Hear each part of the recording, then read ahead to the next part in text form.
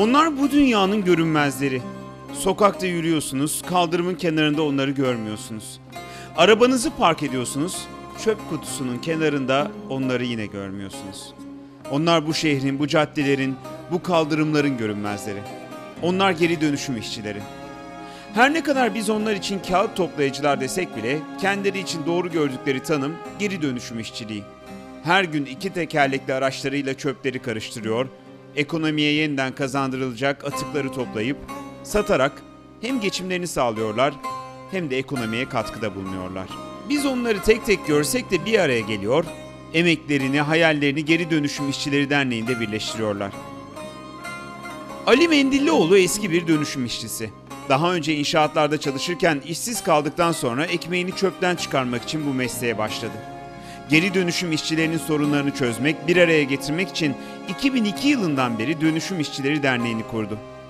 Amacı seslerini duyurmak, sorunlarına çözüm bulmaktı. Bu amaçla ilk olarak Katık adını verdikleri bir dergiyi yayınlamaya başladılar. Bir dergi çıkartıyorsunuz Katık. Evet. Kim çıkartıyor bu dergiyi? Dergideki yazıların önemli bir kısmı toplayıcı arkadaşlarımız tarafından yazılıyor. Biz yazıları toparlıyoruz. Fotoğraflar da gene kendimize ait. Daha sonra dergi yayınlandıktan sonra gönüllü dağıtımcılarımızla dergiyi ulaştırmaya çalışıyoruz insanlara. Ücretli satılıyor sanırım. Evet, ücretli. Kaç tane satılıyor? 5000 civarında. Yani şu an tirajımız 5000. Evet. Kazanılan parayı ne yapıyorsunuz? Para kazanamıyoruz. Kazanamıyorsunuz. Türkiye'de hiçbir dergi para kazanamaz. Katık dergisi onların varlıklarının bir ifadesi. Başlarını çöp kutularından çıkarttıklarında gördükleri dünyanın yazıya dökülmüş hali. Vanlıyım, 24 yaşındayım, evliyim, bir çocuğum var. Saat işini yapıyoruz. Saat 8'de 9'da kalkıyoruz, akşam 10'da 11'de bitiriyoruz, çalışıyoruz. 50 lira, 100 lira haftalık. Bir baktınız hiç o da olmadı. Aylarca çalışıyoruz, bir şeyler kazanamıyoruz. Bir de kira veriyoruz İstanbul gibi bir yerde. Biz de isterdik güzel hayatımız olsun, cebimizde para olsun, altımızda arabalar olsun, gezelim, dolaşalım, elim babam para yesin diyelim. Babamızın parası da yok yiyelim.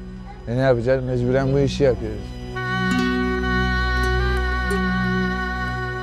Geri Dönüşüm İşçileri Derneği'nde yaşadıkları sıkıntılara çözüm ararken bir yandan da kendi bilinç seviyelerini arttırmaya çalışıyorlar.